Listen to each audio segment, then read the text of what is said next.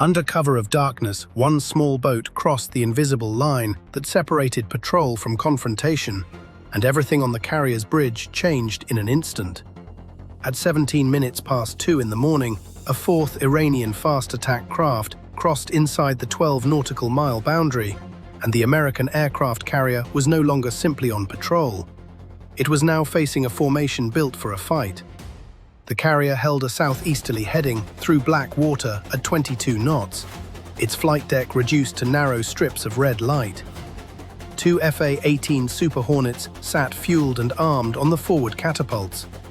Farther aft, deck crews worked under shielded lamps, lashing down gear against the wind sweeping the angled deck. Inside the ship's combat direction center, none of that mattered anymore. 4 surface contacts were now converging. The first boat had appeared 18 minutes earlier off the port bow. The second showed up 5 miles behind it. A third vessel closed from the starboard side, running parallel to the strike group and refusing every radio call. Now a fourth contact had appeared from astern. What had started as a tactical demonstration, one small boat positioned on each side of the carrier's track, had turned into something else. The northernmost contact sat 10 nautical miles off the port bow, 11 miles ahead and cutting across the carrier's projected path. A third boat pressed in from starboard. The fourth surfaced behind the carrier, half hidden inside the radar clutter of a commercial tanker steaming north. Individually they were small. Together they were forming a closing arc. Contact confirmed on the fourth boat, the surface warfare coordinator reported. Speed 36 knots, bearing 092. The tactical action officer studied the plot. 4 boats had entered the water from 4 different directions at 4 different speeds. That alone could have been coincidence. Then, within 6 seconds, all 4 adjusted course together. The lead boat turned 3 degrees toward the carrier. The second slowed. The third accelerated. The fourth slipped deeper into the tanker's radar shadow. Whatever they were doing, it left them almost equidistant from the American formation. 4 separate boats had just made 4 separate corrections within 6 seconds of one another. That wasn't seamanship, that was command and control. The strike group had already begun answering. 8 miles ahead, an Arleigh Burke-class destroyer increased speed and shifted toward the center line of the formation. Its AN/SPY radar tracked all 4 boats continuously, while long-range electro-optical cameras swung onto their bearings. A second destroyer, trailing behind the carrier, slid to starboard, putting its hull between the carrier and the fourth contact. The carrier itself came 4 degrees to the south. It wasn't a retreat. The turn forced the incoming boats to recalculate their intercept paths and bought the escorts room to maneuver. On the forward destroyer, the 5-inch gun swung slowly to port, not aimed directly at the nearest Iranian boat, but shifted just enough to be seen. The first warning went out on the International Maritime Channel. Iranian vessel, this is a United States Navy warship operating with a protected naval formation. Maintain safe distance and clearly state your intentions. No answer came. The call was repeated. Again, silence. All 4 boats kept closing. At 19 minutes past 2, closest point of approach calculations updated across the strike group. The lead boat would pass within 1.8 nautical miles. The second would cross less than 2 miles ahead of the carrier. The third was projected to enter the starboard defensive sector. The fourth remained obscured behind the tanker, its exact course uncertain. Time to first closest approach, 13 minutes, a figure that assumed none of the 4 boats accelerated further. Nobody in the combat center believed they'd hold their current speed. The carrier's commanding officer walked into the space just as a new infrared image populated the main display. The label read, "Third Contact." The boat rode low across the water, a long white wake trailing behind it. A small gun mount sat forward on the hull. A few crewmen stood visible near the centerline. Behind them, 2 long cylindrical objects lay lashed along the deck, wrapped in dark protective covering, but their size was unmistakable. Possible deck launchers, the intelligence watch officer reported. The captain studied the picture without a word. One crewman moved toward the object on the right side. Another appeared to release a securing strap. The cover snapped in the wind. "Record everything," the captain ordered, though every radar sweep, every radio transmission, every heat signature and course change was already being logged. On the flight deck, the two ready fighters stayed hooked to their catapults.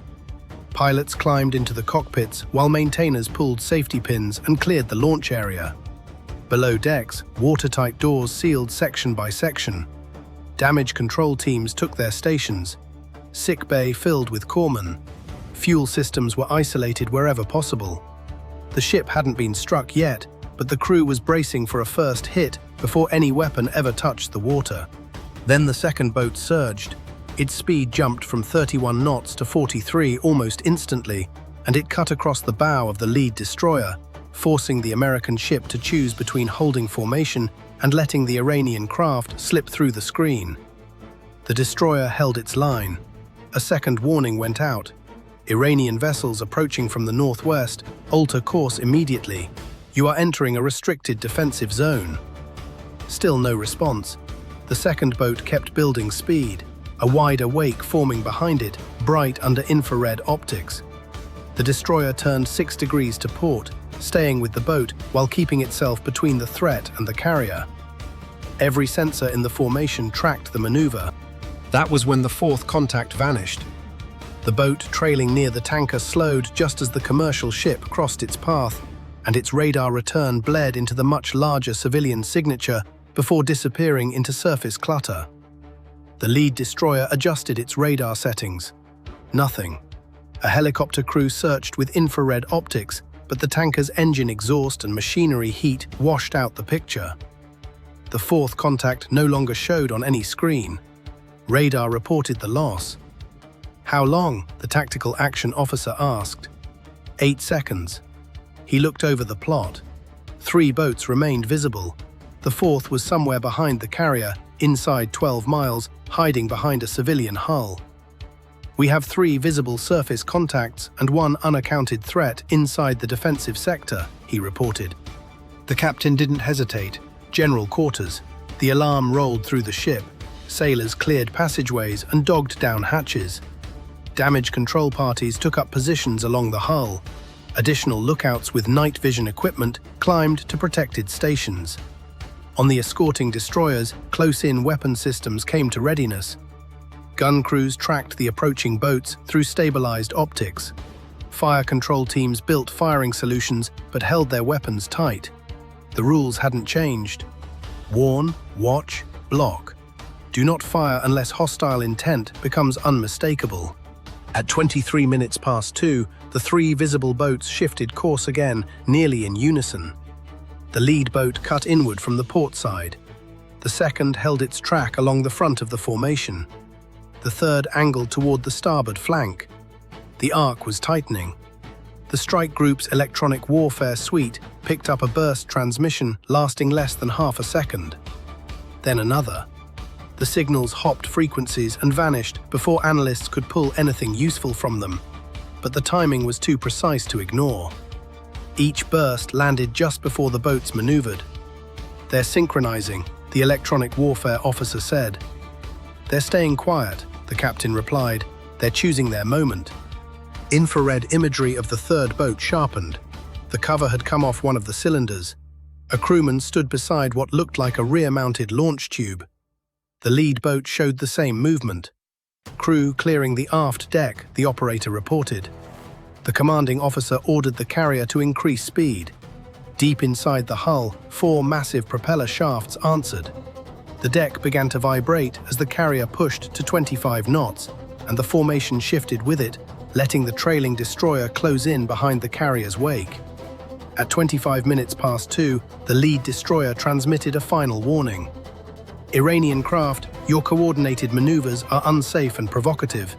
Turn away immediately." For 3 seconds, the channel stayed open. Then a burst of static tore through it. No voice followed.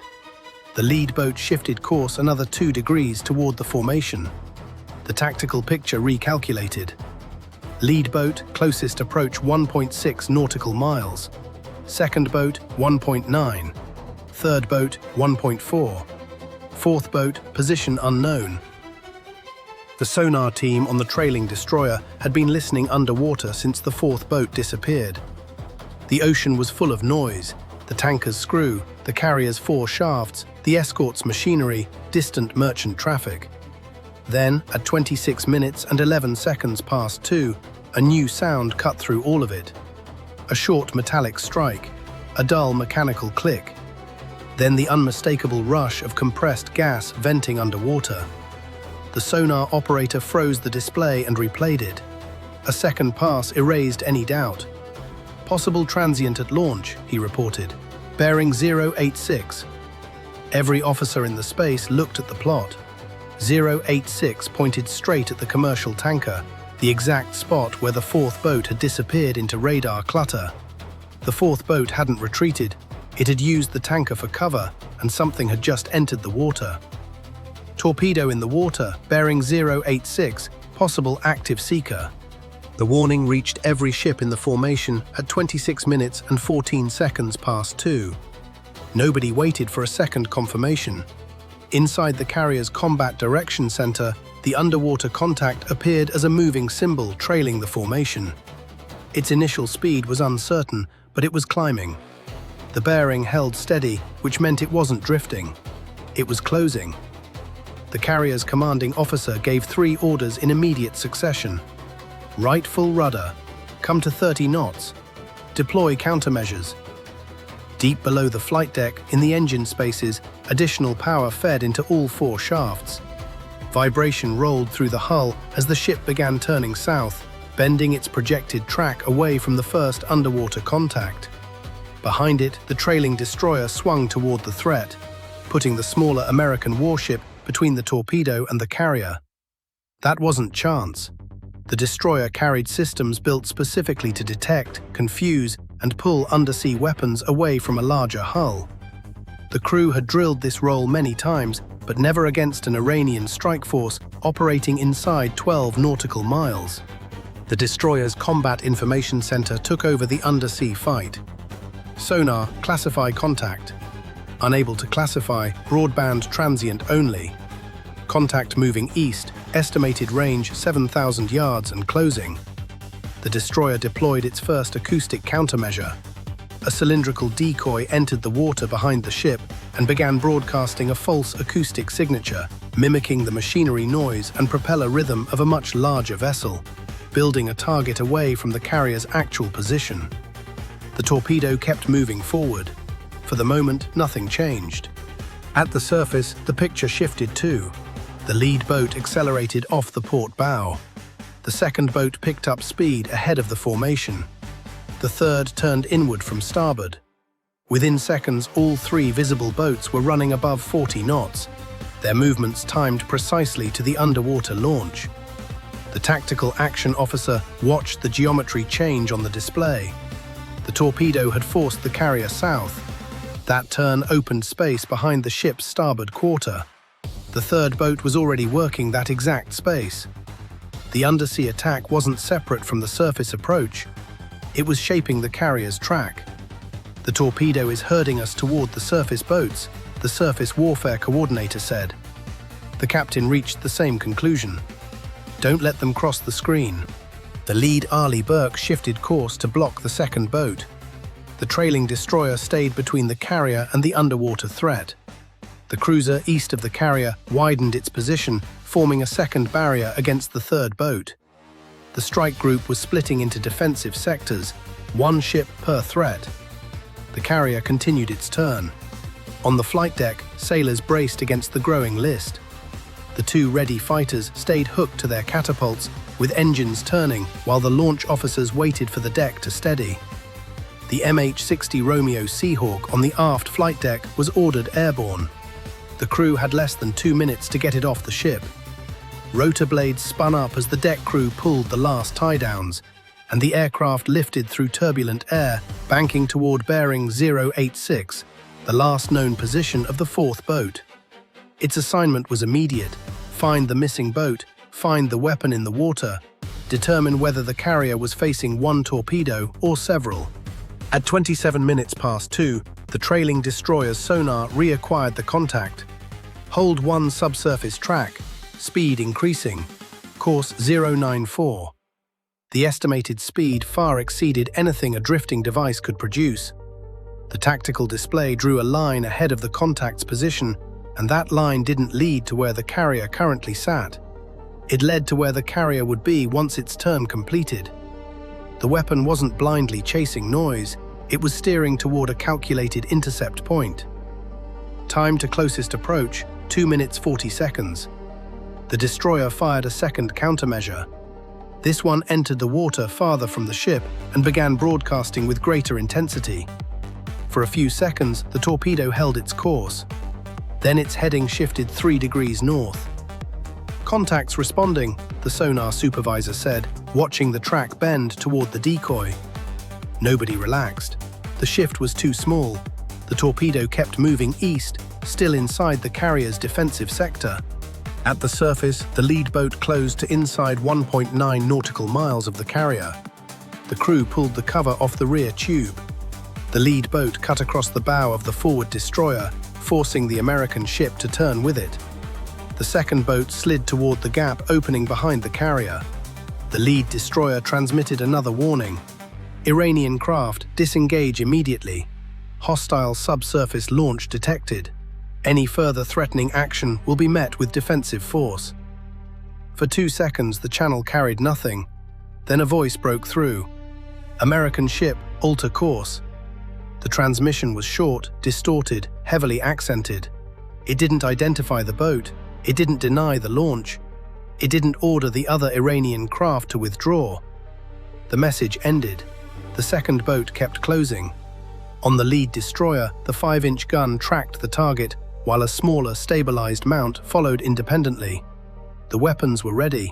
The order to fire hadn't come. The American commander still needed to know whether the boats intended to launch a second weapon or force the formation into a mistake. At 2:08, the Seahawk trailed the commercial tanker, its forward-looking infrared camera sweeping the dark water. The tanker's hull filled the screen first. Then the aircraft banked hard and looked past the stern. The fourth boat sat less than 2 nautical miles away, running southeast at 32 knots, its deck nearly dark except for engine exhaust and a few crew heat signatures. Behind it, a narrow disturbance cut across the surface. The sensor operator locked the camera on the wake. Visual confirmation of a launch signature. The crew relayed the image to the strike group. The fourth boat had fired. The Seahawk dropped to low altitude and released its first pattern of sonobuoys. The devices entered the water along a line between the fourth boat's position and the American formation. Within seconds, acoustic data started coming in. The first buoy picked up the torpedo already in the water. The second heard a separate, brief signal farther south. A third sensor detected another moving return beneath the surface. The sonar picture no longer showed one contact. It showed 3. Multiple subsurface tracks, possibly 3 separate contacts, the Seahawk crew reported. Inside the carrier's combat direction center, 3 symbols appeared beneath the surface layer. One trailed from the fourth boat's position, a second sat farther south, a third appeared behind the carrier's new heading. The tactical action officer asked for classification. The Seahawk crew couldn't provide it. The signals sat too close to the surface, and noise from the strike group itself was masking the buoys. This could be 3 weapons. This could be 1 torpedo and 2 decoys. This could be several objects released at different times. The carrier had less than 2 minutes before the nearest track reached its projected path. The captain ordered another course change. The ship turned farther south, forcing the entire strike group to adjust again. The second boat reacted immediately, shifting toward the carrier's stern as if it had anticipated the move. The surface warfare coordinator studied the updated track. "They're reading everything we do," he said. The captain answered without looking away from the screen. "Then stop reacting to all 4 at once. Assign 1 ship per contact." The lead destroyer took the second boat. The cruiser took the third boat. The trailing destroyer stayed responsible for the underwater tracks. The Seahawk held the fourth boat. The lead boat's weapon was assigned to a second escort moving in from the carrier's port side. The American formation stopped acting as a single body. 4 independent defensive units now surrounded the carrier. At 2:30, the first torpedo turned sharply toward the acoustic decoy. Its track bent away from the carrier's position. For 7 seconds, the danger seemed to be fading. Then the weapon changed direction again, passing the decoy and resuming its eastward run. The sonar operator checked the data twice. The torpedo had sampled the false signal and rejected it. The contact had reacquired. Reacquired what exactly? Unknown, possibly the carrier's original track. The trailing destroyer cut hard, moving across the torpedo's projected path. This time the crew used the ship itself to present a more attractive target than the carrier further ahead. The destroyer's captain understood the trade-off. If the torpedo shifted toward his ship, the carrier would be safe. His own crew would have less time to react. At the surface, the lead boat closed inside 7 nautical miles. Infrared cameras caught 2 men working around the launch tube. The second boat stayed ahead of the lead destroyer, weaving in tight S-turns. The third boat's speed dropped suddenly, its stern swinging toward the carrier. The cruiser's camera zoomed in. A cover had come off one of the tubes. A crewman moved to a control position.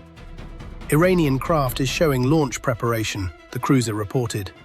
A direct warning went out. "Third boat, secure your weapon system immediately." No response came. The tube kept rotating.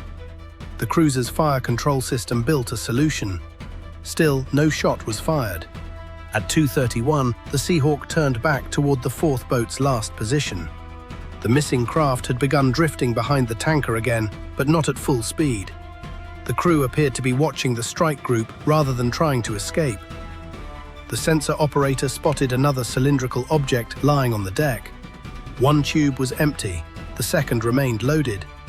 The Seahawk broadcast over the maritime channel.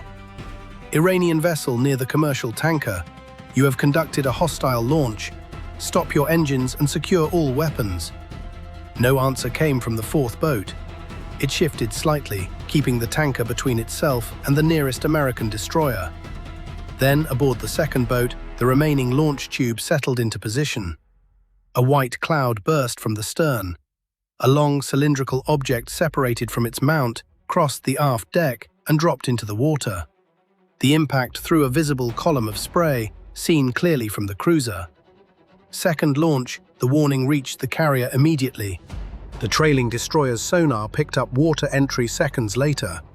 Near-field transient, bearing 194. A new underwater track appeared behind the carrier. The first torpedo was still working the starboard side. A new contact was closing from astern. Beneath the thermal layer, 2 more signals remained unclassified. The first launch had forced the carrier to turn. The second had waited its turn, and it was already inside the outer screen. The closest underwater contact sat 52 seconds from the carrier's projected track. At 2:33, the carrier held roughly 30 knots south, its massive hull cutting through dark water, while 2 torpedoes closed from different angles. The first was working the starboard approach. The second was pressing from behind. Beneath the thermal layer, 2 more acoustic signals moved slowly enough to serve as decoys, but close enough that they couldn't be ignored.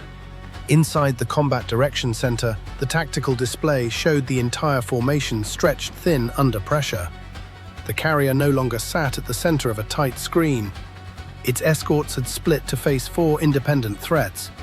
The trailing destroyer stayed between the carrier and the first torpedo. The cruiser held the starboard sector against the second boat. The lead destroyer blocked the second boat ahead of the formation. A second escort pressed toward the lead boat off the port side. Overhead, the Seahawk kept laying sonobuoys across the underwater approach lanes. The carrier's commanding officer watched the range countdown. 48 seconds. The trailing destroyer fired another acoustic countermeasure. The device entered the water 2,000 yards west of the ship and immediately began broadcasting a powerful mechanical signal, mimicking multiple shafts turning under heavy load, creating the sound of a large vessel crossing directly through the torpedo's path. The underwater contact responded. Its bearing shifted 2 degrees, then 4. The torpedo began turning toward the decoy. Contacts tracking the false target, the sonar supervisor reported. The tactical action officer watched the intended line of attack pull away from the carrier's hull. It wasn't enough. The weapon still had energy left, and the carrier remained inside its search radius. The carrier changed speed. For 12 seconds, shaft revolutions dropped on the engineering plant.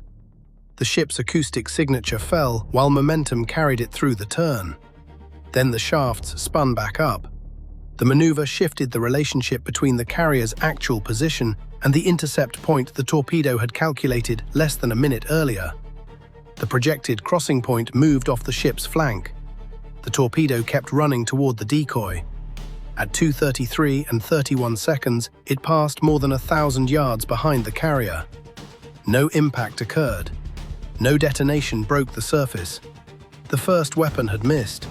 It was still active. The torpedo crossed the carrier's wake and turned north toward the strongest remaining source of underwater noise. That source was the trailing destroyer. Contacts shifting toward us, the sonar operator reported. The destroyer's captain didn't change his order: hold position between the weapon and its owner. The American warship increased speed and kept pulling the torpedo away from the formation. The carrier had survived the first intercept. The escort had inherited it. There was no time to track the outcome. A second torpedo was still closing from astern. The Seahawk's sonobuoys built a clearer acoustic picture as the second weapon entered the carrier's wake. Its movement differed from the first contact. It wasn't turning toward the loudest noise source. It wasn't reacting to the nearest countermeasure. It held a steady course, running straight through the center of the formation. Sonar analysts reached the same conclusion almost simultaneously. Possibly a pre-programmed pattern. The second weapon wasn't hunting a specific ship. It was running through the geographic point where the Iranian boats had expected the carrier to be. The carrier had already left that point, but the trailing destroyer and the cruiser were moving into it as the formation adjusted. "Clear the torpedo's lane," the tactical action officer ordered. The cruiser turned east. The trailing destroyer turned west, maintaining contact with the first weapon. The carrier continued south. For the first time since the attack began, the formation stopped moving as one body. Every ship broke away from the second torpedo's projected path. On the surface, it looked like the Iranian boats were trying to use the moment. The lead boat closed inside 5 nautical miles of the carrier's port side, its speed climbing to 45 knots. The second boat stayed ahead of the lead destroyer, forcing repeated course corrections. The third boat, having launched the second torpedo, turned away from the cruiser and began preparing its remaining tube. The boats had stopped forming a balanced arc. They were attacking individually. That made them more aggressive. It also made them easier to isolate. Assign dedicated engagement authority, the carrier's captain ordered. Don't let the boats support each other. The lead destroyer kept responsibility for the second boat. The cruiser stayed on the third boat. The portside escort intercepted the lead boat's weapon track. The Seahawk held position over the fourth boat near the tanker. The strike group had stopped treating the Iranian formation as a single threat. It was dismantling it one boat at a time. At 2:35, the lead boat ignored another warning and turned toward the escort's line. Its projected approach fell below 1 nautical mile. The portside escort crossed its path. The destroyer's bridge transmitted on the emergency channel. "Iranian craft, change your posture immediately. You are closing on a United States carrier in a hostile manner." The lead boat didn't answer. It kept coming, its rear launch tube still open. The destroyer fired a warning burst into the water ahead of its bow. Rounds struck the sea along the boat's projected path, throwing white columns of spray across its track. The lead boat ran through the spray. It didn't slow down. The destroyer gave a final order. "Disable the propulsion, avoid the bridge." The stabilized gun mount tracked the boat's stern. A short burst covered the final range. Rounds struck the engine compartment and the exposed machinery behind it. The effect was immediate. The heat signature spiked, then a thick column of smoke rose behind it. Speed fell from 45 knots to 27, then to 17. The boat began turning uncontrolled to the left, its stern settling lower in the water as one engine stopped producing thrust. The Iranian crew pulled back from the launch tube. The lead boat was out of the fight. 4 boats had become 3.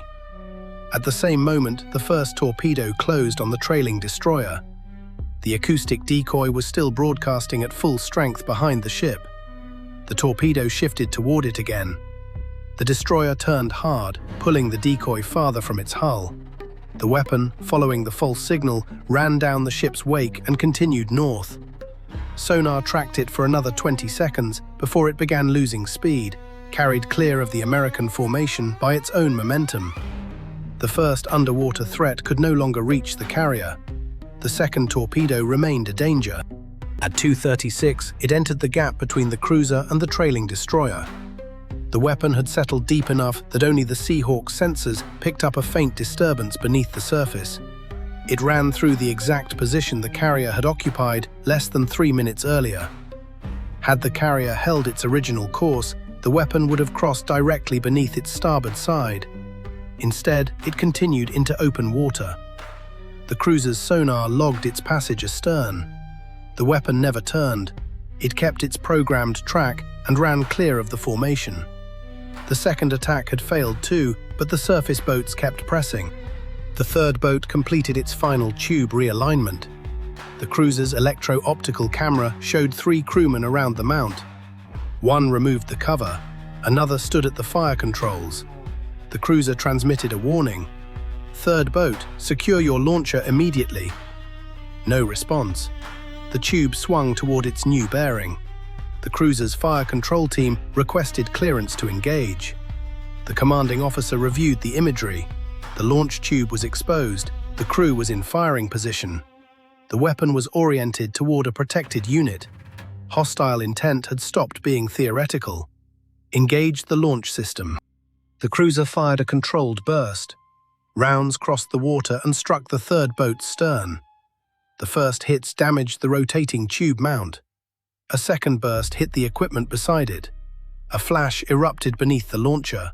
The tube snapped upward and stopped moving. The third boat's speed dropped sharply. Thick smoke poured from the stern. One crewman pulled another away from the damaged mount as the boat drifted clear of the engagement lane. A third possible launch had been stopped before the weapon ever hit the water. 2 Iranian boats were now damaged. 2 remained functional. The fourth boat was still hiding near the tanker. The second boat was still running ahead of the lead destroyer. At 2:38, the second boat stopped its evasive weaving. It straightened its course.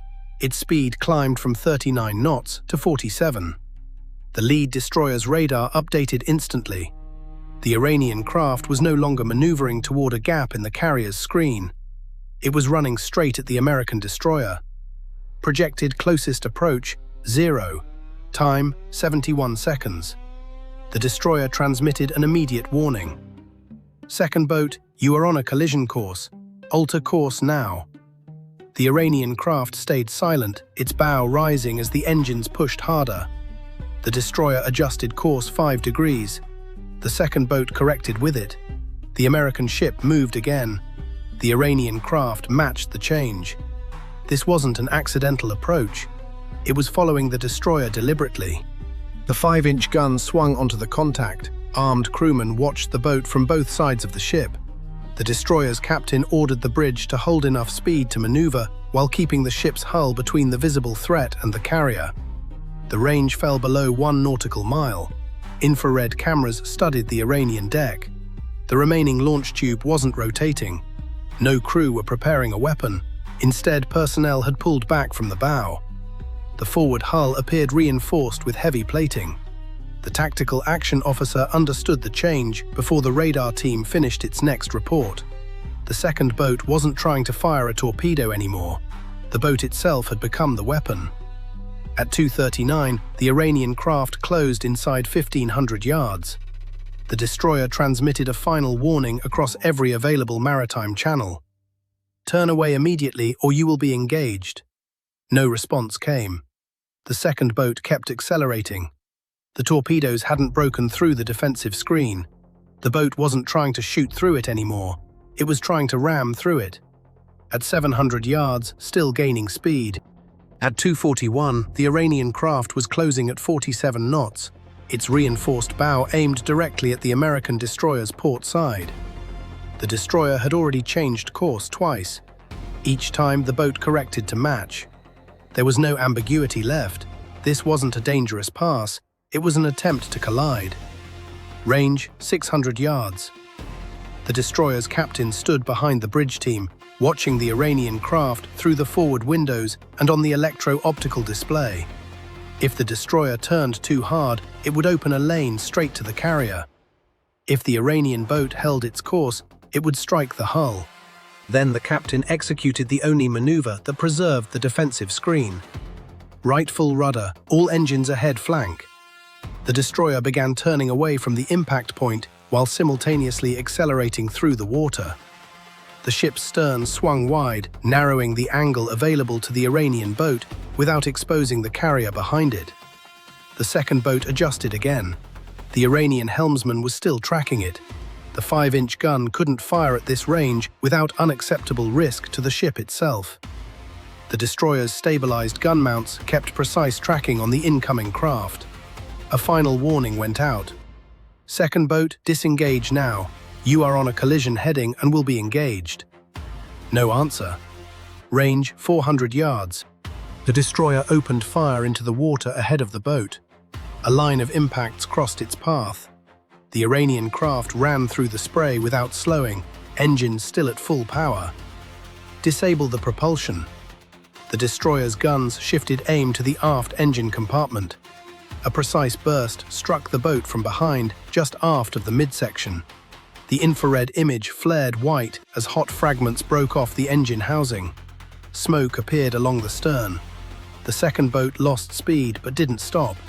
It was still moving above 30 knots, and momentum carried it toward the destroyer. The American ship kept turning. The range closed below 200 yards. From the destroyer's bridge, the Iranian craft was now visible without magnification. Crew had abandoned the forward deck. 2 remained near the wheelhouse. The reinforced bow rose and fell, striking the destroyer's wake. Only seconds separated the 2 hulls. The destroyer's stern crossed the second boat's path. The Iranian helmsman made one last correction. It came too late. The boat missed the destroyer's hull by less than 50 yards, then ran into the wake itself. The pressure thrown off by the larger warship struck the Iranian craft sideways. Its bow whipped violently. The hull rolled to starboard, then leveled and spun almost 90 degrees off its intended line. One damaged engine kept producing thrust. The other had stopped. The second boat began circling at low speed, no longer able to hold an intercept course. The collision attempt had failed. 3 of 4 Iranian strike boats were now damaged or disabled. Only the 4th boat remained fully capable. The 4th boat still sat near the commercial tanker, 6 nautical miles behind the carrier's retreating track. It had fired the first torpedo. It had used radar clutter from a civilian ship to mask its approach. And unlike the others, it had never tried to close directly on an American escort.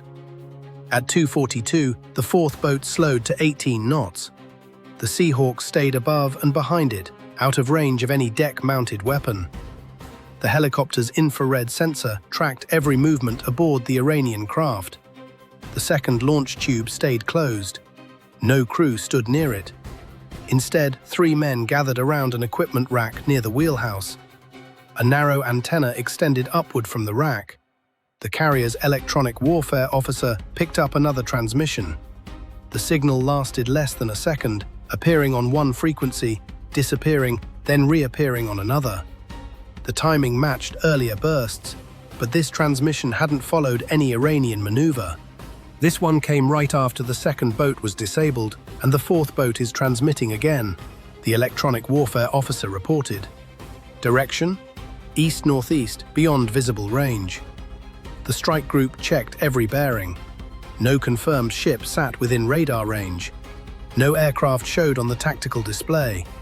But the transmission wasn't random.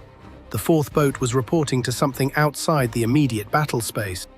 The carrier's intelligence team began comparing the signal timing against the previous 20 minutes of activity. The first transmission had come when the carrier changed course. The next followed the deployment of the first acoustic countermeasure. Another went out when the Seahawk launched. Additional bursts followed the escort repositioning, the fire control engagements, and the disabling of the lead boat. Every major American defensive action had been followed by a short transmission from the fourth boat. The pattern was too consistent to dismiss. "They're reporting our sequence," the intelligence officer said. The commanding officer reviewed the accumulated timeline. The Iranian boats hadn't just tried to put weapons in the carrier's path. They had forced the strike group to reveal its response. The direction of the carrier's emergency turn, the time it took escorts to reposition, the sequence of acoustic countermeasures, the launch timing of the anti-submarine helicopter, the moment fire control systems activated against a fast surface contact, the sectors the destroyers treated as most vulnerable. Every action had been logged and transmitted. The torpedoes had been weapons. The four-boat formation had also been a collection platform. The carrier had survived the attack, and the fourth boat was still recording the defense. At 2:43, the tactical picture gained a new contact. An airborne radar platform supporting the strike group picked up a faint return beyond the eastern edge of the formation. The object stayed out of visual range. Its speed was low, its course aligned with the direction of the fourth boat's transmissions. The radar return appeared for 2 sweeps, then disappeared. The American commander didn't need to know exactly what platform was receiving the data. He needed only to know that the link existed. "Maintain collection," he ordered. "Don't improvise yet." The electronic warfare team kept recording. Each new transmission revealed more of the network behind it: frequency shifts, burst duration, signal direction, timing. The Iranians were trying to map the carrier's defensive behavior. By transmitting that data, they were also letting the Americans map the system behind the attack. The strike group held its jamming systems in reserve. For now, the fourth boat believed its link was still secure. At 2:44, the Seahawk crew issued a direct order.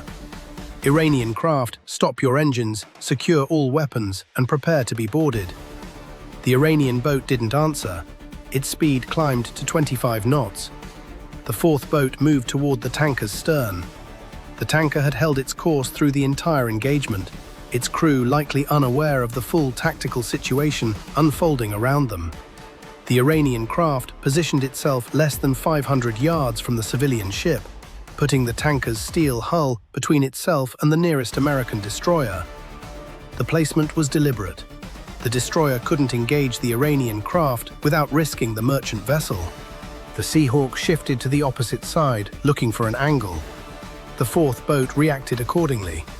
Whenever the helicopter moved east, the boat moved west. Whenever the destroyer repositioned, the Iranian helmsman put the tanker back between them.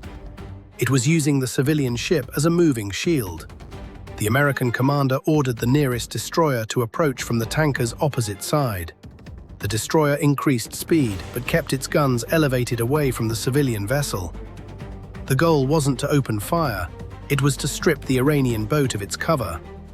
At 2:45, the tanker's bridge finally answered American radio calls. "We show a small United States warship off our stern. Request instructions. Hold your course and speed. Do not maneuver without direction." The tanker held steady, giving the destroyer a fixed reference point. The American ship closed from the starboard side while the Seahawk pressed from port. The available space began shrinking. The fourth boat tried to stay behind the tanker, but it no longer had room to track both American positions. For the first time, the destroyer got a clean look at its starboard flank. The infrared camera caught the antenna sending another burst. The carrier's electronic warfare officer now had what he needed. Network parameters logged. The commanding officer gave the order, "Break the link." The strike group activated directional jamming. The fourth boat's transmission cut off mid-sequence. At the same moment, the faraway radar signal disappeared. Aboard the Iranian craft, the crew reacted immediately. One man moved toward the communications rack. Another opened a compartment beneath it. A third dragged a metal case toward the starboard rail. The Seahawk's camera zoomed in. The case was rectangular, reinforced, and connected to the equipment rack by a cable. The crewmen disconnected it and tried to push it overboard. They're jettisoning equipment, the helicopter crew reported. The fourth boat turned sharply toward the tanker, forcing the destroyer to slow. The metal case stayed on the deck. A second crewman opened another panel near the stern. The infrared image showed a sudden spike in heat inside the compartment. It could have been an electrical overload. It could have been a deliberate attempt to destroy equipment before capture. Possibly a deliberate burn on the fourth boat. The Seahawk repeated its warning. "Stop your engines immediately. Step away from all weapons." No answer. The Iranian boat broke from behind the tanker and accelerated toward the destroyer, its speed passing 30 knots. The remaining launch tube began to rotate. The destroyer built a fire control solution. The Seahawk shifted position behind the boat, keeping visual contact on the launcher. The fourth boat now presented two threats at once. It could attempt another collision. It could fire its last weapon at close range. Range 900 yards. The destroyer's weapons team requested clearance to engage the launcher. Before the order came, the fourth boat's engine stopped. Its radar went dark. Its navigation lights went out. The launch tube froze before reaching firing position. The Iranian craft continued forward on momentum, then began losing speed in the water. For several seconds, nothing aboard moved. Then two crewmen lifted the metal case off the deck. They pushed it over the starboard rail. It struck the water and sank. The Seahawk marked the position.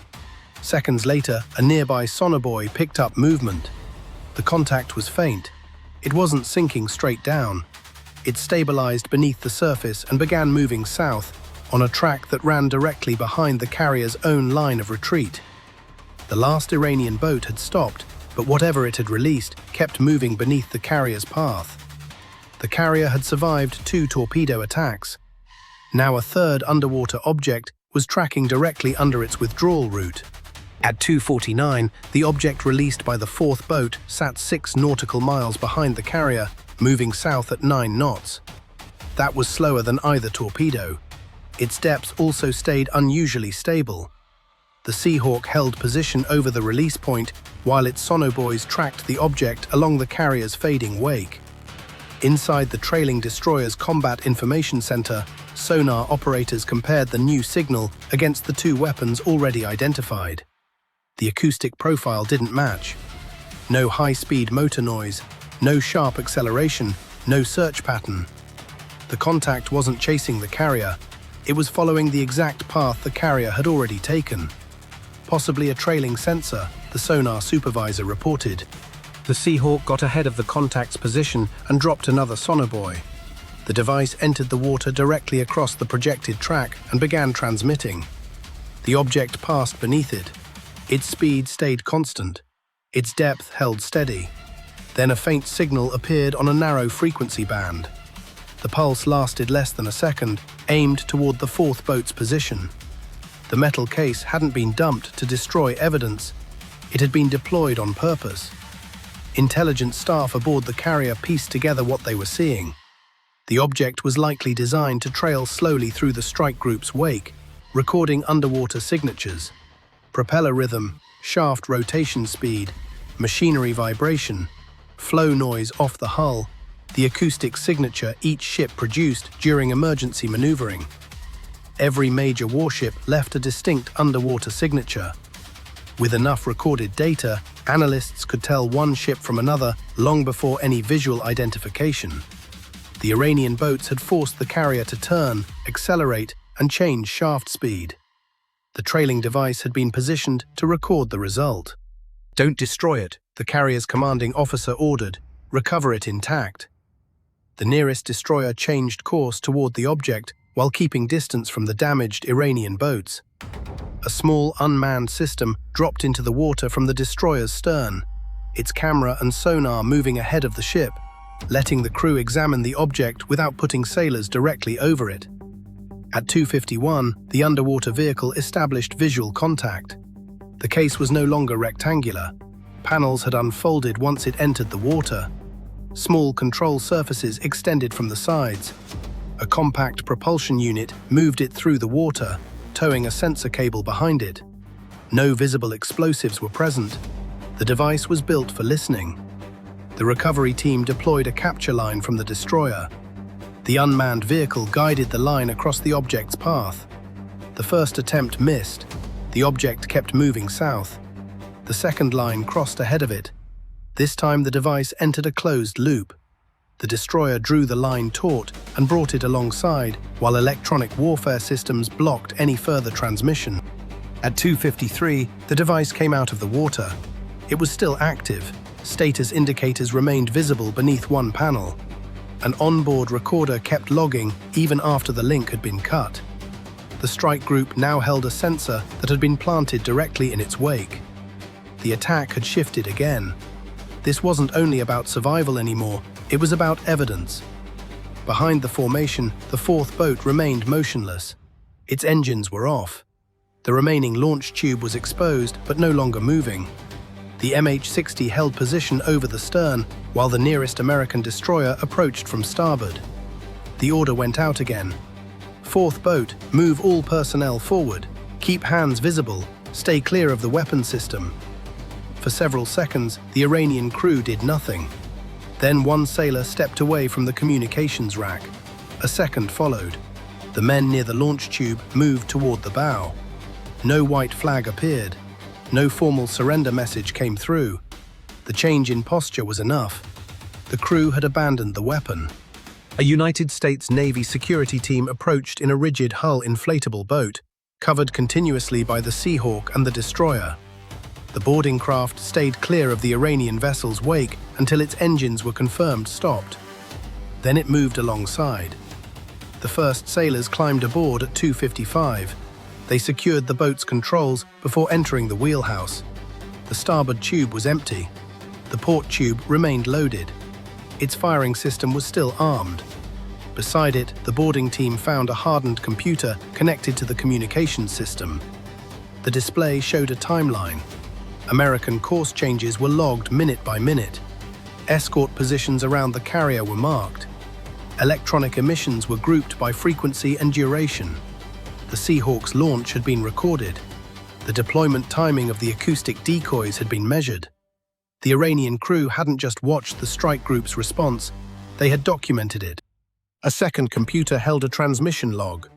The screen showed short data packets sent after each major American defensive action. Some carried confirmation from an external receiver. The final transmission cut off exactly when the American electronic warfare team broke the link. The boarding team secured both systems. The full course of the four-boat attack could now be reconstructed from start to finish. The lead boat had lost propulsion trying to breach the carrier's port screen. The second boat had been disabled after turning itself into a collision weapon. The third boat had taken engine and launcher damage before it could complete a second launch. The fourth boat had fired the first torpedo, coordinated the attack, and tried to gather acoustic and electronic data on the entire strike group. All four boats had been neutralized. None could continue the fight. At 2:58, the carrier sat more than 15 nautical miles from the original engagement area. No weapon had struck its hull. No escort had been hit. The first torpedo had been steered into open water. The second had crossed an empty point in the formation. Two additional acoustic tracks had been confirmed as decoys. The final underwater device had been recovered intact. The carrier began slowing as its escorts rebuilt the screen around it. One destroyer returned to its forward station. The cruiser resumed its position to starboard. The trailing escort stayed between the carrier and the disabled Iranian craft. A formation that had been split apart by two torpedo runs was folding back into a single defensive unit. But the American commander wasn't finished. For 29 minutes, the fourth boat's transmissions had been aimed at a receiver outside the immediate combat area. The task force had deliberately allowed several of those transmissions to continue. Every pulse had been recorded. The electronic warfare team compared signal direction, frequency shifts, and confirmation timing. The external receiver had tried to reposition after the attack began, its emission zone drifting first east, then north. That movement left a trail. The airborne radar platform supporting the strike group swept the suspected area. At 3 o'clock, it picked up a faint contact again. The return sat too far away for visual identification, but its position matched the electronic bearing established from the fourth boat. The platform turned away the moment the carrier's systems focused on it. It had been tracking the engagement from outside camera range the entire time. During the fight, the Iranian boats had been studying the carrier. During that same fight, the carrier strike group had been studying everything behind them. By letting the channel run, the Americans had captured the method behind the network. They understood how the attacking boats had synchronized their movements. They measured the delay between each observation and each external confirmation. They fixed a bearing on the receiving platform. When the link finally broke, the network behind the attack stopped being hidden. That was the one thing the four boats never anticipated. Their weapons had given away their positions. Their coordination had exposed how they communicated. Their surveillance operation had exposed the system running it. At 3:03, the first light broke over the eastern horizon. The sea shifted from black to dark grey, and the results of the engagement came into view. The lead boat sat low in the water, smoke still rising from its stern. The second boat drifted in a slow, wide circle, running on a single damaged engine. The third boat had stopped several miles east, its launcher locked at an unusable angle. The fourth boat remained alongside the American boarding party, flanked by two destroyers, watched from above by the Seahawk. Farther south, the carrier continued on its way. Its flight deck was active again. Deck crews returned to the catapults. Maintenance teams readied the fighters for launch. The red lighting that had covered the deck all night began fading against the approaching dawn. At 3:05, the carrier turned back onto its intended track. The escorts fell into position around it. The tactical display in the Combat Direction Center no longer showed any remaining hostile contact capable of reaching the ship. The tactical action officer delivered his final report. All hostile surface contacts neutralized. Subsurface sector clear, ship undamaged. The commanding officer looked at the flight schedule display. Resume flight operations. On the bow, the first Super Hornet took its position for launch. The catapult officer checked the deck. The fighter's engines spooled up. Steam rose off the bow as the aircraft climbed into the morning sky. 4 Iranian fast attack boats had come in from 4 directions, fired from inside a defensive screen, and tried to capture every American response as it happened. They never touched the ship, they never slipped past its guard, and a mission built before dawn to expose the United States Navy ended with its own network laid bare instead. There's something almost personal about watching a crew hold its nerve through that kind of sustained pressure, the kind of steady discipline you hope you'd carry into your own worst night. And it's fair to wonder, listening to how close some of those calls really were, whether restraint like that would still feel like the right choice if the outcome had gone even slightly differently.